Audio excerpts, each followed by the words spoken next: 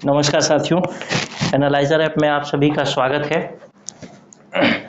गणित की अगली कक्षा में चलेंगे और आज देखेंगे गणित का स्वरूप। और ये गणित का तीसरा वीडियो है और ये वीडियो आपको YouTube पर भी मिलेगा, यानी ये आपका एक डेमो वीडियो भी हो सकता है अगर आप इसको देखना चाहें एज अ डेमो क्लास वगैरह ज्वाइन करने के लिए या फिर अपनी जानकारी को बढ़ाने के लिए। तो भी आगे बढ़ने से पहले मैं कुछ चीज़ें बता दूं। इस वीडियो में, ये जो वीडियो पूरा मैं पढ़ाऊंगा, इस वीडियो में एक सवाल छुपा है और उस सवाल का अगर आप सही जवाब दे देते हैं तो सही जवाब देने वाले को मिलेगा क्या? इनाम। कैसा इनाम मिलेगा? कैश। कैश मतलब सीधे आपके अकाउंट में पैसा ट्रांसफर हो जाएगा, तो कैश में इनाम मिलेगा। जब वो सवाल आएगा तो उस पर बात करेंगे। आप वीडियो को ध्यान से देखिएगा, इसी वीडियो में पूरा उस क्वेश्चन का आंसर छुपा होगा जो क्वेश्चन मैं आपसे पूछने वाला हूं, तो ध्यान से देखेंगे। चलिए आगे बढ़ते हैं। और आगे बढ़ने से पहले कुछ और चीजें बता दूं कि जो 2 यूनिट है गणित का 2 यूनिट जो मैं आपको सबसे पहले डेमो वीडियो में, मैथ्स के डेमो, पहला वीडियो जो डेमो वीडियो होगा उसमें आप देखिएगा, जो 2 यूनिट मैं बताया हूं उस 2 यूनिट से आपका जो सहायक शिक्षक का पिछला पेपर हुआ उसमें से 14 प्रश्न पूछे गए। आप सीधे न्यूमेरिक से शुरू कर रहे हैं। मैं समझ सकता हूं कि कोचिंग वाले या फिर जो लोग नहीं पढ़ा रहे हैं या फिर आप समझ नहीं पा रहे हैं, आपको लग रहा है कि नहीं वहीं से प्रश्न पूछेगा, तो 14 प्रश्न पूछा है। 14 प्रश्न डायरेक्ट इसी थ्योरी पार्ट से पूछा है, जिस थ्योरी पार्ट को मैं आपको पढ़ा रहा हूं। एक प्रश्न और पूछा है इसमें न्यूमेरिक है वो रहने के लिए, लेकिन वो भी इसी थ्योरी पार्ट से ही पूछा है। यानी कुल मिला के मैं देखूं तो 15 प्रश्न पूछे गए हैं इस भाग से मेरे दोस्त, 15 प्रश्न। और टोटल कितने प्रश्न पूछे गए हैं गणित के? 30। यानी 30 में से 15 प्रश्न यानी 50% प्रश्न यूनिट 1 और यूनिट 2 से पूछे गए हैं अगर आप सहायक शिक्षक के लिए हैं तो ध्यान से इसको देखना है, क्योंकि इससे 15 प्रश्न अगर पूछे जाएंगे तो फिर आप ये सोच करके देखिए, आपका 150 नंबर का मैक्सिमम मार्क्स है। 150 प्रश्न आएंगे और 15 प्रश्न तो आपने कहीं पढ़ा ही नहीं, तो 15 माइनस कर दीजिए, हो गया 135। आपके लिए जो पूर्णांक हो गया 135 हो गया, लेकिन आपके कॉम्पिटिटर के लिए जो पूरा कोर्स लेकर के कंप्लीट पढ़ाई कर रहा है उसके लिए 150 का पूर्णांक है। तो जाहिर सी बात है 15 में से बहुत सारे प्रश्न वो सही कर देगा तो आपसे आगे ही बढ़ जाएगा। तो ये भाग भी पढ़ना जरूरी है और प्राइज विन कर सकते हैं, प्राइज जीत सकते हैं, तो उसको भी देखते जाइएगा। फ्री में है, बस एक जवाब देना है, उसके बाद आपको पैसा मिलेगा उससे। आइए देखते हैं गणित का स्वरूप। गणित का स्वरूप कहने का मतलब क्या है कि एक्चुअल में गणित कैसा है वो जानना चाहिए। वो जानना हमारा मतलब इस पूरे क्लास का मेन थीम होगा कि गणित कैसा है, क्योंकि इससे प्रश्न पूछे जाते हैं। गणित के स्वरूप से टेट में भी प्रश्न पूछे गए हैं, सहायक शिक्षक में भी पूछे गए हैं। और आगे जो आने वाला 2-3 वीडियो है, शायद ये आपके YouTube पे demo video, last demo video होगा, इसके बाद नहीं आएगा। आगे जो 2-3 वीडियो और होंगे ना, उसमें से आपको सहायक शिक्षक से प्रश्न भरपूर देखने को मिलेंगे। हालांकि वो वीडियो पेड होंगे, ऐप में जो लोग क्लास कर रहे होंगे उनके लिए सही होगा वो।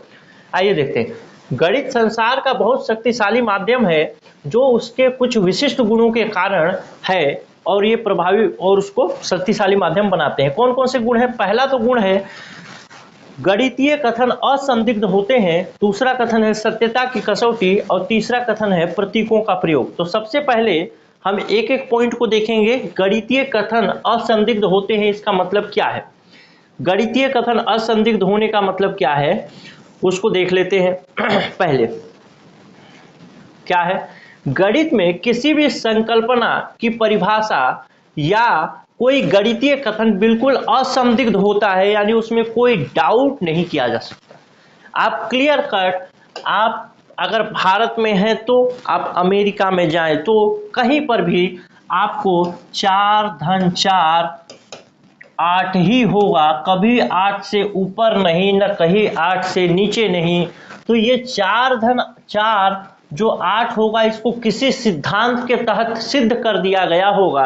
और एक बार जब इस सिद्धांत के तहत इसको सिद्ध कर दिया गया, उस सिद्धांत भी अभी पढ़ेंगे, उस सिद्धांत के तहत अगर इसको सिद्ध कर दिया गया तो इसमें फिर इस 4 धन 4 वाले में कोई प्रश्न चिन्ह नहीं उठाया जा सकता है। वो कौन कौन से सिद्धांत होते हैं जिसके तहत चीजों को सिद्ध किया जा सकता है, वहां से प्रश्न पूछे जाते हैं। या फिर 4/2 बराबर 2 होगा, ये हर जगह होगा, ये असंदिग्ध है, यानी एक बार सिद्ध हो गया फिर इसमें कोई सवाल नहीं है। साइंस में ऐसा होता है क्या? साइंस में ऐसा नहीं होता। साइंस में नए नए एक्सपेरिमेंट होते रहते हैं, लेकिन पुराने जो थ्योरी वाले भाग होते हैं, पुराने जो सिद्धांत होते हैं, वो कभी कभी बदल भी जाते हैं। और जैसे साइंस में आप देखकर सोच करके देखिए, भूगोल में सोच करके देखिए, पहले ये सोचा जाता था कि पृथ्वी केंद्र में है, सूर्य चारों तरफ चक्कर लगाती है, बाद में वो सिद्धांत बदल गया। लेकिन आपके पिताजी, आपके दादाजी, किसी से भी पूछिएगा कि 2 धन 2 कितना होता है दादा, 4 ही बोलेगा। या फिर आज के आप 1000 साल पहले भी चले जाएं, जब गणित का आविष्कार हुआ होगा, तब भी 2 धन 2 4 ही हुआ करता था, कोई चेंजेस नहीं हुआ। एक बार अगर वो सिद्ध हो गया कि 2 धन 2 4 होता है, फिर उसमें कोई डाउट नहीं किया जा सकता, कोई संदेह नहीं किया जा सकता। इसी चीज को कहा गया है कि गणितीय कथन असंदिग्ध होते हैं। दूसरा देखते हैं, ऐसा इसलिए क्योंकि गणित के इस अमूर्त संसार को, अमूर्त संसार मतलब वर्चुअल जो वो है, वर्ल्ड है, एक्चुअल वर्ल्ड नहीं, वर्चुअल, वर्चुअल मतलब आभासी संसार को हम औपचारिक रूप से बनाते हैं कुछ संगत अभिगृहितों। अभी अभिगृहितों क्या होता है उसको भी देख लें। अभिगृहितों को मानकर फिर इन अभिगृहितों के आधार पर हम कुछ अवधारणाओं को औपचारिक तरीके से स्पष्ट और परिशुद्ध रूप से परिभाषित करते हैं। इसीलिए गणितीय कथन असंदिग्ध होते हैं। क्यों असंदिग्ध होते हैं, कभी प्रश्न पूछ लिया तो? ऐसा इसलिए होता है क्योंकि गणित के इस अमूर्त संसार को हम औपचारिक रूप से बनाते हैं। अब मान लीजिए औपचारिक और अनौपचारिक की बात करूं, मान लीजिए एक सवाल अगर मैं आपसे पूछूं, अगर एक सवाल पूछा जाए कि 100 भेड़ें थी, 100 में से एक भेड़ गड्ढे में गिर गई, तो कितने भेड़ बचे? आप बोलेंगे 99 भेड़। क्यों? क्योंकि आप इसको औपचारिक रूप से जोड़ घटाव कर रहे हैं, इसलिए। अगर आप इसको अनौपचारिक रूप से जोड़ घटाव करेंगे तो आप बोलेंगे कि 0 भेड़ बचे। क्यों 0 भेड़ क्यों बचे?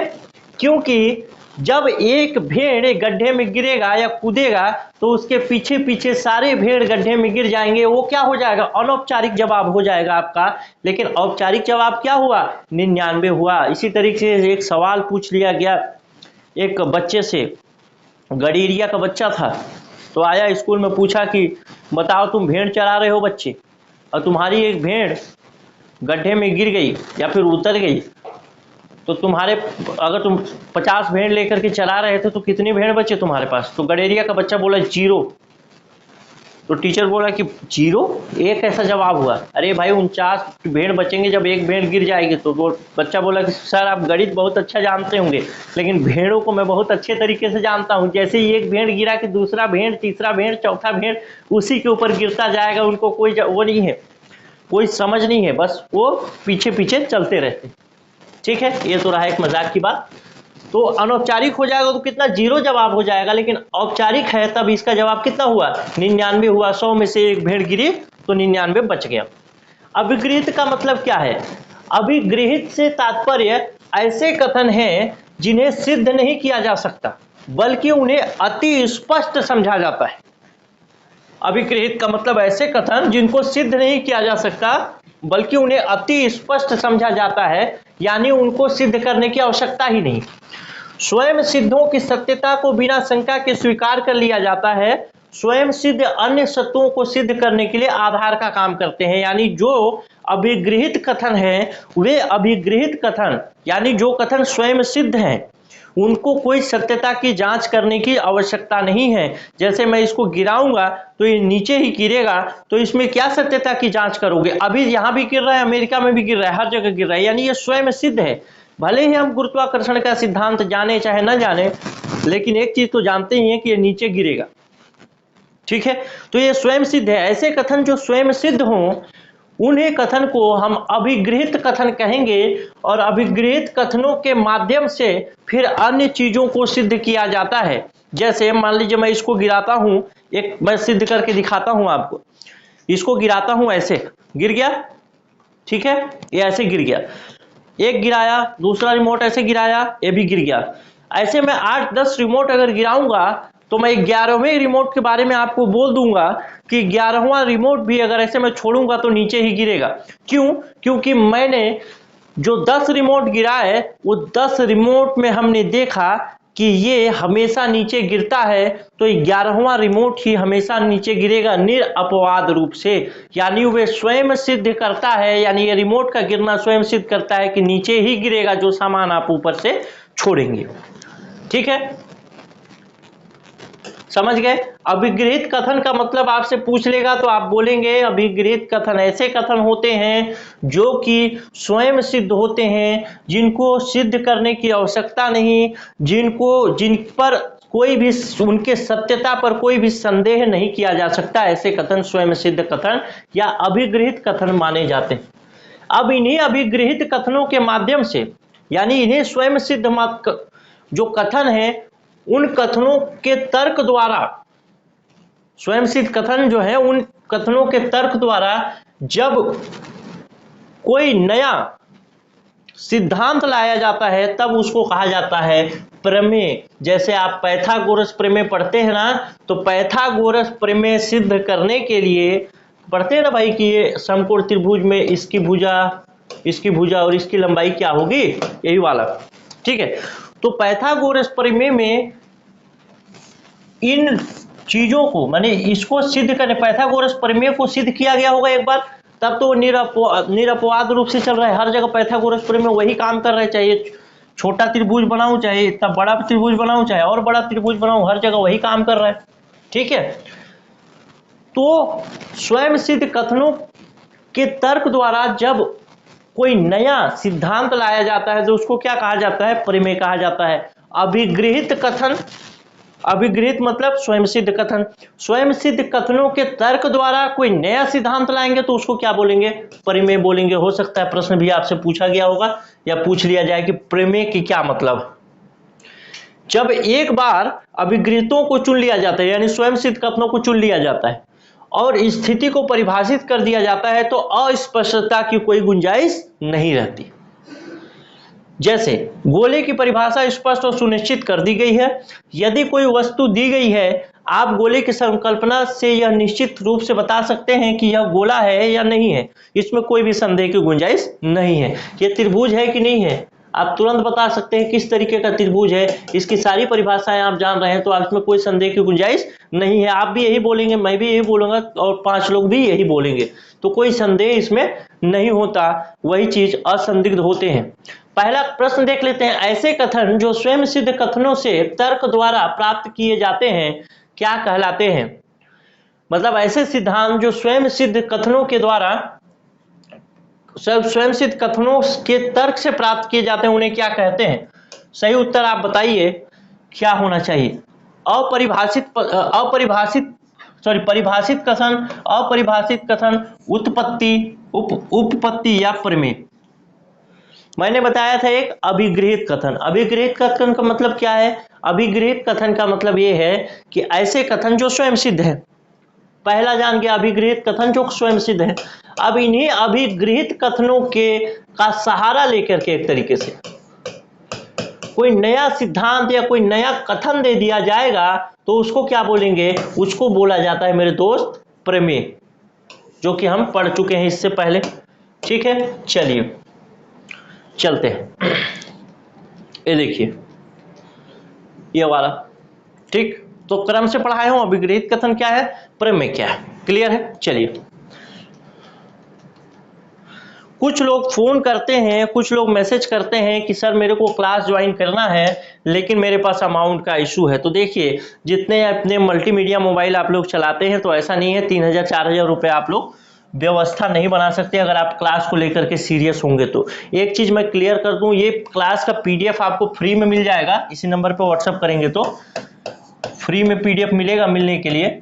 लेकिन एक चीज मैं आपको क्लियर कर दूं, इस फ्री के कंटेंट से आप लगभग 6 से लेकर के 12 नंबर आपका ज़्यादा आएगा। यानी फ्री के कंटेंट के लिए अगर आप मैसेज करते हैं तो केवल पीडीएफ ही नहीं और बहुत सारे क्वेश्चन वगैरह आपको फ्री में मिलेगा, तो 6 से 12 नंबर आपका जरूर ज़्यादा आएगा। लेकिन एक चीज़ मैं जरूर कहूँगा कि आपका सिलेक्शन अगर बोलेंगे कि फाइनल सिलेक्शन क्या उस फ्री पीडीएफ से हो जाएगा या फ्री जो चीज़ें हम लोग दे रहे हैं उससे हो जाएगा, तो ये पॉसिबल नहीं है। तो सिलेक्शन के लिए आपको कोर्स ज्वाइन करना ही पड़ेगा। बाकी आप देख सकते हैं किस और भी वीडियो आप देख रहे होंगे यूट्यूब में, उसके बाद ही आप डिसाइड करते होंगे कि भाई मेरे को कोर्स लेना है कि नहीं लेना है। तो जो लोग सिलेक्शन के लिए हैं वो तो कोर्स जल्दी से जल्दी ज्वाइन कर ले। जो लोग केवल काम चलाऊ चल रहे हैं कि हाँ मेरे को ठीक है, हुआ तो हुआ, नहीं हुआ तो नहीं हुआ, वो जरूर फ्री पीडीएफ के लिए जरूर मैसेज करते भाई इस नंबर पे। कोर्स ज्वाइन करना है तो भी इसी नंबर पे व्हाट्सएप में मैसेज करें। फ्री पीडीएफ फ्री कंटेंट पाना है तो एक बार मैसेज कर दीजिएगा सहायक शिक्षक वगैरह लिख के, तो आपको फ्री पीडीएफ भी मिलता रहेगा। ठीक, लेकिन बहुत लोगों का कहना है कि आप यूट्यूब में फ्री में पूरा पढ़ा दीजिए, तो फ्री में पूरा नहीं पढ़ा पाएंगे हम लोग यूट्यूब में, और फ्री में नहीं पढ़ा पाएंगे। क्यों फ्री में नहीं पढ़ा पा रहे हैं? क्योंकि भाई हमारे बहुत सारे खर्चे हैं, ऑफिस का खर्चा, इधर उधर का बहुत सारा खर्चा है, उन खर्चों को मेंटेन कौन करेगा हम जब फ्री में पढ़ाएंगे। हमारे यूट्यूब चैनल में तो ऐड भी नहीं चलता, ताकि आपको डिस्टर्ब ना हो इसलिए हमने ऐड भी हटवा दिया है। आप फ्री में पढ़ रहे हैं अगर यूट्यूब में तो ऐड नहीं है, ऐड फ्री पढ़ रहे हैं, तो हमको कहाँ से रेवेन्यू आएगा जिससे हम वो कर पाएंगे। और फ्री में जब हम पढ़ाएंगे तो हम इस स्तर का तो पढ़ा नहीं पाएंगे, ये बात तो क्लियर है। क्योंकि अगर इस स्तर का पढ़ाएंगे तो हमको चाहिए संसाधन, पैसे चाहिए। आप क्योंकि फ्री क्लास आप यूट्यूब में देख रहे होंगे, तो फ्री क्लास देखने के बाद अगर पेड क्लास के लिए आप सोच रहे होंगे तो हमारे पढ़ाने के तरीके में कुछ न कुछ तो आप देखे होंगे, या फिर हमारे मेहनत, हमारे कंटेंट में कुछ न कुछ तो आप देखे होंगे, तभी तो आप क्लास लेने के लिए इच्छुक हो रहे हैं। तो जिनको भी ज्वाइन करना है, अगर उनको लगता है कि हाँ क्लास ज्वाइन करना चाहिए, तो अब इसके बाद शायद लास्ट डेमो वीडियो होगा मैथ्स का, इसके बाद नहीं आएगा, तो वो इस नंबर पे व्हाट्सअप कर लें। अगर जिनको लगता है कि नहीं मेरे को 6 से 12 नंबर बढ़ाना है केवल, तो फ्री पीडीएफ के लोग मैसेज कर दें, कोई दिक्कत नहीं। ठीक है, चलिए, लेकिन फ्री में नहीं पढ़ा पाएंगे भाई, क्योंकि हम क्वालिटी से समझौता नहीं कर सकते। आपको आपका 4,000 रुपए, 5,000 रुपए जो है ना, 3,000 रुपए, 4,000 रुपए आपके लिए आपको महंगा लग रहा है, लेकिन हमारे लिए आपका ये 4,000 रुपए आपके एक साल में कुछ भी महंगा नहीं है। एक साल के आप 3-4 साल 5 साल बाद आएगा टीचर का भर्ती, तो 3-4 साल 5 साल बाद आएगा, तो 5 साल में 4,000 रुपए आप बचा लेंगे, तो फिर ठीक है, अच्छी बात है। अगर वो 4 साल आपका सस्ता है 4,000 रुपए के सामने, तो अच्छी बात है, मतलब महंगा है तो सॉरी सस्ता है, तो 4,000 सस्ता है, अगर 4,000 अगर महंगा है 4 साल के लिए तो अच्छी बात है, उम्र भी निकल जाएगा, बहुत सारी चीज़ें होती है, तो आप समझ सकते हैं। चलिए आगे चलता हूँ मैं, क्या ये सब लेक्चर बाजी आ गया बीच में, लेकिन कुछ लोग मैसेज करते हैं, कॉल करते हैं, तो याद आ गया कि भाई फ्री में नहीं पढ़ा पाएंगे, हम क्वालिटी के साथ समझौता नहीं कर सकते। हम वैसे बच्चों को चाहते हैं जो हमारे पास एक बार कोर्स ले तो दोबारा हमारे कोर्स को रिकमेंड करें, लोगों को बताएं। हम वो बच्चे नहीं चाहते जो एक बार कोर्स लें और फिर बाद में गालियां दें कि नहीं वहाँ कोर्स मत लेना, यहाँ कोर्स मत लेना। तो इस वजह से हम पैसा लेंगे, और वैसे भी मार्केट से तो कम ही पैसा है, जो मार्केट में फीस है उससे तो कम ही फीस है, तो पैसा लेंगे लेकिन अच्छा पढ़ाएंगे। चलिए आइए देखते हैं आगे। पीडीएफ के लिए मैसेज कर दीजिए। गणित भाषा का या के मुख्य गुण क्या हैं? ऑप्शन ए है शुद्धता, सीजीटेट 2016 में पूछा गया। ऑप्शन बी है सत्यता, ऑप्शन सी है ए और बी दोनों, ऑप्शन डी है निगमन विधि। तो अभी निगमन विधि नहीं पढ़ा है, तो शुद्धता और सत्यता दो ही ऑप्शन होंगे, ऑप्शन ए और बी दोनों। आइए देखते हैं आगे। अब देखते हैं सत्यता की कसौटी। हमने क्या क्या देखा था? हम 3 तरीके की चीजें हम इसमें देखने वाले हैं। पहला तो हमने देखा गणितीय कथन असंदिग्ध होते हैं। गणित का स्वरूप जब हमने पढ़ना शुरू किया तो हमने देखा गणितीय कथन असंदिग्ध होते हैं। असंदिग्ध कथन हमने देख लिया किस तरीके से होते हैं। मैं आपको बताया कि अभिगृहित कथन क्या होते हैं, फिर परिमेय क्या होते हैं। अभिगृहित कथन ऐसे कथन जो स्वयं सिद्ध होते हैं, जिनको सत्यता की कोई आवश्यकता नहीं है। ये ऊपर से गिर रहा है तो हर चीज ऊपर से गिरेगा ही गिरेगा। दूसरी बात, उसके बाद मैंने बताया परिमेय, अभिगृहित कथनों के माध्यम से, अभिगृहित कथनों का सहारा लेके जब नए कथन की उत्पत्ति की जाती है तो उसको कहा जाता है परिमेय। और एक बार कोई परिमेय सिद्ध हो गया तो वो परिमेय फिर गलत नहीं होता, एक बार ही सिद्ध होता है।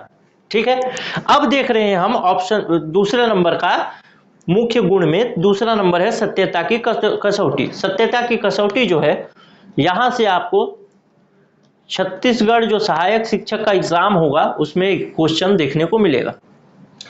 गणित में सत्यता केवल संगति यानी कंसिस्टेंसी और तर्क से जुड़ा है। किसी भी गणितीय कथन की उत्पत्ति तर्कों की श्रेणी से बनती है। ये कुछ तर्क स्वीकृत नियमों, परिभाषाओं और मान्यताओं के अनुसार लागू किए जाते हैं। कुल मिला के कहना क्या चाहता है? कहना यह चाहता है सत्यता केवल संगति यानी कंसिस्टेंसी यानी लगातार और तर्क, दो माध्यम से किसी गणित में सत्यता विद्यमान है, यानी ट्रूथ है, सत्य है, गणित गलत नहीं होता है, हमेशा सही होगा, 2 और 2 4।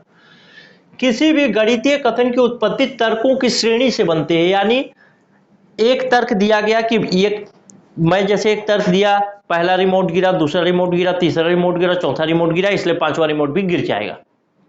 ठीक है, तो ये क्या हुआ? तर्कों का एक श्रेणी हुआ, एक क्रम हुआ, उस क्रम से बनता है, ये कहना चाह रहा है। ये कुछ तर्क स्वीकृत नियमों यानी पुराने से जो नियम है, जैसे जो अभिगृहित बात किया, मैं अभिगृहित कथन की बात किया था ना, जो स्वयं सत्य होते हैं, परिभाषाओं और मान्यताओं अनुसार लागू होते हैं। किसी गणितीय कथन की सत्यता की कसौटी की जांच को हम अनुभविक तरीके, मान्यताओं के अनुसार प्रयोग, अवलोकन एवं तर्क संबंधित कुछ विशेष नियमों के माध्यम से करते हैं। ठीक है, यानी आपको यहाँ पे 2-3 चीजें याद रखनी है। सत्यता की कसौटी की जब बात की जाएगी, यानी सत्यता की जांच की जाएगी, सत्यता, अगर हमने 3 गुण देखे ना, पहला गुण देखा असंदिग्ध होते हैं, दूसरा सत्यता की कसौटी पर हमेशा खरे उतरते हैं, और तीसरा हमने देखा प्रतीकों का प्रयोग। तो पहला तो हमने देख लिया असंदिग्ध होते हैं, पूरा पढ़ लिया। अब पढ़ रहे हैं सत्यता की कसौटी। तो सत्यता की कसौटी की जांच के लिए, यानी सत्य है या नहीं है, उसके लिए 4 तरीके प्रयोग में लाए जाते हैं। पहला तरीका तो है अनुभविक तरीका या मान्यता के अनुसार, दूसरा है प्रयोग के माध्यम से, तीसरा है अवलोकन के माध्यम से, और चौथा एवं आखिरी है तर्क के माध्यम से। अब सबसे महत्वपूर्ण जो है वो यही है, यहीं से आपको प्रश्न एकदम से इस बार देखने को मिलेगा। चाहे आप अभी टेट का एग्जाम देंगे उसमें भी हो सकता है, या उसके अलावा आप जो छत्तीसगढ़ भर्ती का एग्जाम देंगे उसमें भी हो सकता है। और इसका मतलब ये नहीं कि अनुभविक तरीके, प्रयोग और अवलोकन से प्रश्न नहीं पूछे जाते, वो भी प्रश्न पूछे जाते हैं, जिसको हम अभी देखेंगे। तो ये 4 तरीके आपसे प्रश्न पूछ सकता है कि किसी भी गणितीय कथन की सत्यता की कसौटी की जांच के लिए कौन कौन से 4 तरीके उपयोग में लाए जाते हैं। ऑप्शन ए अनुभविक तरीका, ऑप्शन बी प्रयोग, ऑप्शन सी अवलोकन, या ऑप्शन डी उपरोक्त सभी। तर्क भी है, ध्यान रखें। चलिए आगे देखते हैं। ये कुछ मैंने बनवा दिया है, आपको पीडीएफ में काम आएगा। अब देखते हैं, पहला अनुभविक तरीका देखेंगे, फिर प्रयोग विधि, फिर अवलोकन, फिर तर्क। आइए देखते हैं। सबसे पहला देखते हैं अनुभविक तरीका। अनुभविक तरीका, और ये है आपका मोरनी सितंबर के आसपास अंडे देती है। मोरनी का खूबसूरत सा तस्वीर, अच्छे से आ रहा होगा मैं उम्मीद करता हूं, बिल्कुल अच्छे से आ रहा है, कोई दिक्कत नहीं है। मोरनी सितंबर के आसपास अंडे देती है। अब ये चीज मैं क्यों पढ़ा रहा हूं भाई जंगल झाड़ के बारे में, क्योंकि इसी से प्रश्न पूछा है और इसी से मिलता जुलता प्रश्न पूछ देगा। जैसे आपसे पूछ दिया मोरनी सितंबर के आसपास अंडे देती है, आपको इसको किस तरीके से सिद्ध करेंगे। आपसे पूछ दिया कि गाय का बच्चा 9 महीने में पैदा होता है, इसको आप किस तरीके से सिद्ध करते हैं। आपसे पूछ दिया कि 2 धन 2 4 ही होते हैं, आपको इसको किस तरीके से सिद्ध करेंगे। तो यही 4 तरीके से सिद्ध किया जा सकता है किसी भी चीज को गणित में। पहला है अनुभविक तरीका, चौथा है, दूसरा है प्रयोग, तीसरा है अवलोकन और चौथा है तर्क। इन्हीं 4 तरीकों से सिद्ध किया जा सकता है गणित में। तो मोरनी सितंबर के आसपास ही अंडे देती है, इसको किस तरीके से सिद्ध किया जा सकता है। इस कथन की जांच केवल अनुभविक तरीके से की जा सकती है, अर्थात हमें मोरनियों को देखना होगा और पता लगाना होगा कि वो कब अंडे देती है। यदि हम बहुत से मोरनियों को देखें और यह पाएं कि उनमें लगभग सब सितंबर के आसपास अंडे देती हैं, तो हम कह सकते हैं कि मोरनियां सितंबर के आसपास अंडे देती हैं। इसको क्या बोलेंगे? अनुभविक विधि या अनुभविक तरीका, या बोलेंगे ऐतिहासिक तरीका, या फिर परंपरागत तरीका बोलेंगे। यानी लोगों ने बता दिया कि मोरनी सितंबर के आसपास अंडे देती है, तो वो परंपरागत तरीके से बनाया या फिर अनुभविक तरीके से बताया। ठीक है, ध्यान देने वाली बात यह है कि अनुभविक नियम तब भी मान्य रहेगा अगर कुछ इक्के दुक्के उदाहरण ऐसे भी हो जाएं कि इस नियम का पालन नहीं करते। कोई मोरनी अगर नवंबर में अंडे दे दी तो ऐसा नहीं विद्रोह हो जाएगा, लड़ाई झगड़ा हो जाएगा, मोरनी का निजी मामला है। अब जो जब अंडे देना चाहे दे दे, लेकिन सामान्य तौर पर मोरनी सितंबर के आसपास अंडे देती है। और ऐसा प्रश्न आपसे पूछ ले कभी कि मोरनी सितंबर के आसपास अंडे देती है, गाय का बछड़ा अब 9 महीने में पैदा होता है, हाथी का बछड़ा खड़ा होते मतलब पैदा होते ही चलने लगता है, या फिर कुछ ऐसा प्रश्न पूछ ले कि जैसे वो बिच्छू का बच्चा जब पैदा होता है तो अपने मां के पेट को चीर करके पैदा होता है। तो ऐसे प्रश्नों में आप हमेशा मानेंगे कि वो अनुभविक तरीके से हो रहा है, परंपरागत तरीके से हो रहा है, इसको और किसी माध्यम से सिद्ध नहीं किया जा सकता। अगर मैं बोलता हूं कि मोरनी सितंबर के आसपास अंडे देती है, आप बोलते हैं कि नहीं मेरे यहां मोरनी है वो नवंबर के आसपास अंडे देती है, क्या मैं इसको सिद्ध कर सकता हूं? हाँ, मैं इसको सिद्ध कर सकता हूं। किस माध्यम से? अनुभविक तरीके से। अर्थात मैं फिर आपके सामने 8-10 मोरनियां दिखाऊंगा और फिर मैं बोलूंगा कि इसमें कौन सी मोरनी सितंबर के आसपास अंडे दे रही, कौन सी अक्टूबर के आसपास। ज्यादातर मोरनियां सितंबर के आसपास अंडे देती है। केवल अनुभविक तरीके का यही अर्थ निकाला जा सकता है। इसका मतलब यह नहीं कि अनुभविक तरीका जो है वो हमेशा सत्य होगा। हमेशा सत्य नहीं होता, क्योंकि कोई मोरनी अगर अक्टूबर में या दिसंबर में या जनवरी में अंडा दे दिया तो वो तो फिर गलत हो गया। लेकिन उन गलत जो होते हैं, छोटे छोटे जो अपवाद होते हैं, उसको छोड़ दिया जाता है और सामान्य तौर पर यह मान दिया जाता है कि अनुभविक तरीके के माध्यम से वही नियम मान्य होगा जो कि सामान्य तौर पर दिखाई देता है। अपवादों को नियम नहीं बनाया जाएगा। तो ये रहा पहला आपका। और इसी से प्रश्न पूछा है, देखिए सहायक शिक्षक भर्ती 2019 में प्रश्न पूछा है, और आप इसको किस तरीके से बनाते मैं तो नहीं समझ पा रहा हूं, आप इसको किस तरीके से डील कर पाते। नीचे दिए गए कथन की सत्यता की कसौटी की जांच केवल अनुभविक तरीके से की जा सकती है। पहला है पानी 100 डिग्री सेल्सियस पर उबलता है। ऑप्शन बी है मोरनी सितंबर के आसपास अंडे देती है। ऑप्शन सी है 12 4 से पूर्ण रूप से विभाजित होता है। ऑप्शन डी है 2 विषम संख्याओं का योग हमेशा एक सम संख्या होता है। तो ये पूछा है केवल अनुभविक तरीके से ना, ध्यान रखिएगा।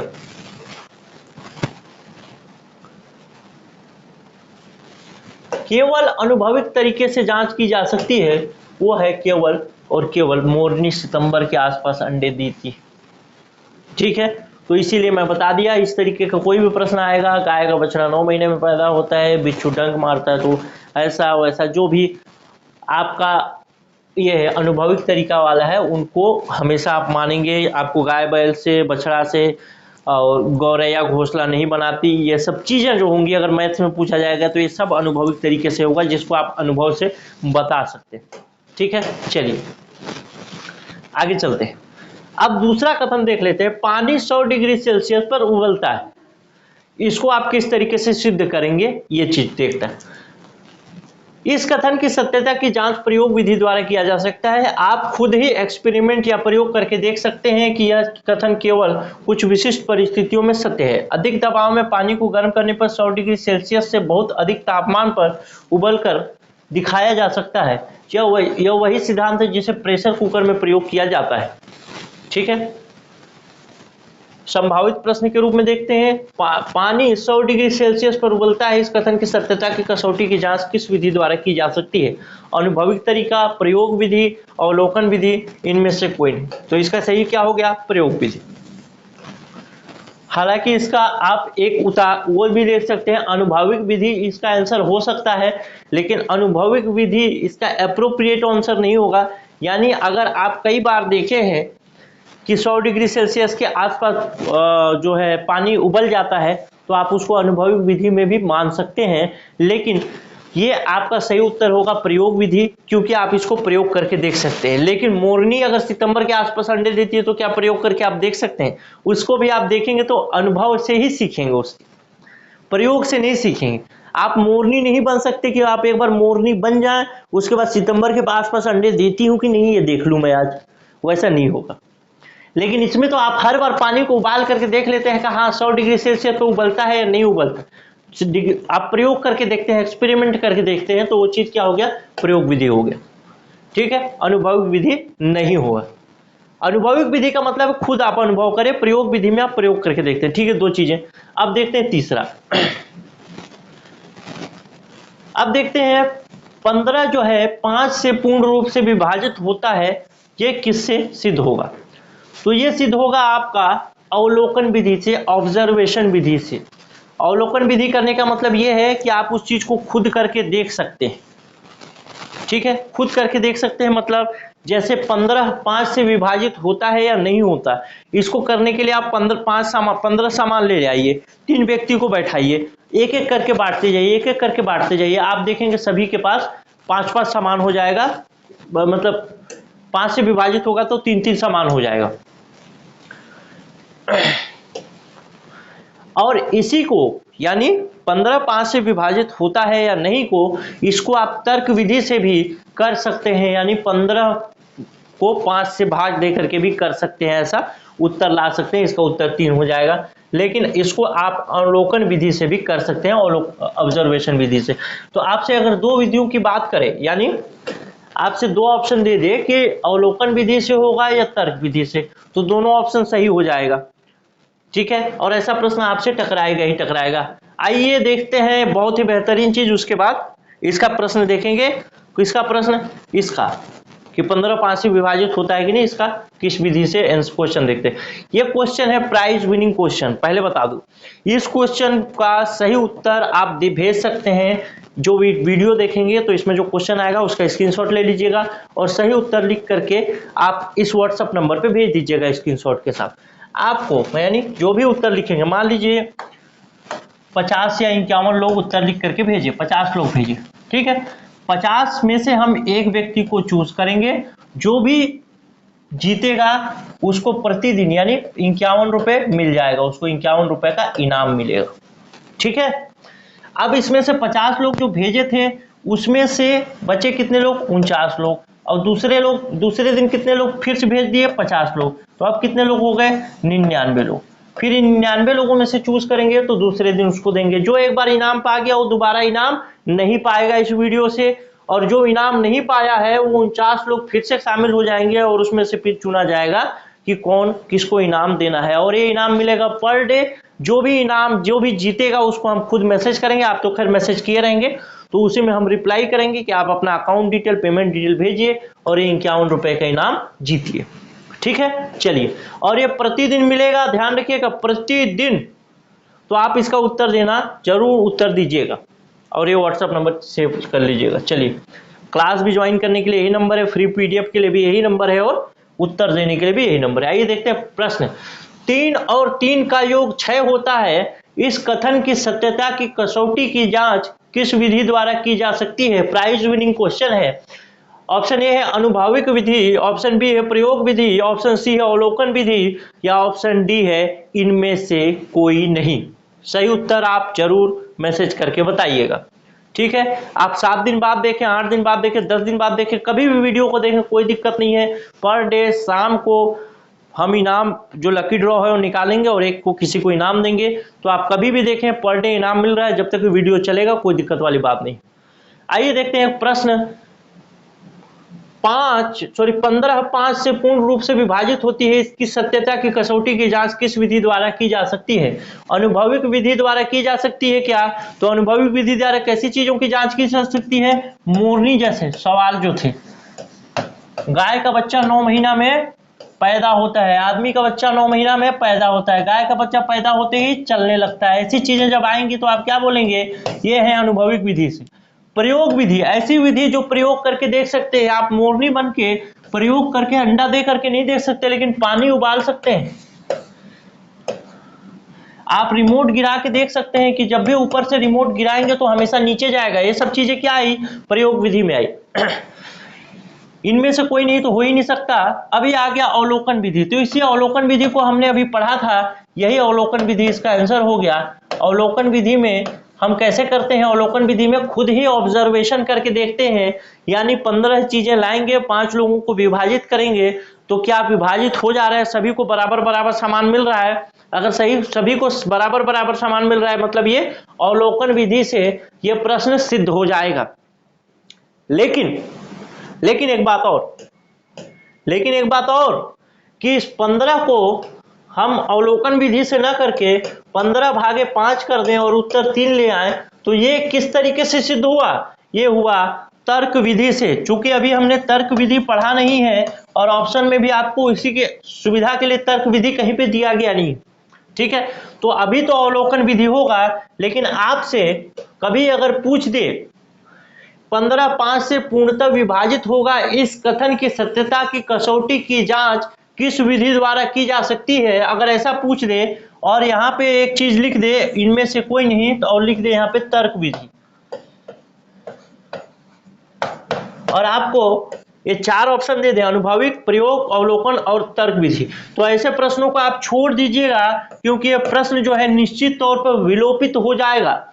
लेकिन अगर अवलोकन के जगह में केवल तर्क विधि दिया है तो तर्क विधि को जरूर सही मारिएगा, यानी इसका 2 उत्तर हो सकता है, एक तो अवलोकन विधि और एक हो सकता है तर्क विधि। चूंकि अभी तर्क विधि नहीं पढ़े हैं तो इसलिए तर्क विधि पर बात तो नहीं कर रहा हूं, वो लंबा चौड़ा है जिसको आगे हम पढ़ेंगे अभी, ठीक है। तो इस तरीके से आज का क्लास मेरे ख्याल से हो गया खत्म। हाँ, एक बार फिर से क्लास को रिवाइज करा देता हूं ताकि आपको कहीं पे भी कोई दिक्कत ना हो।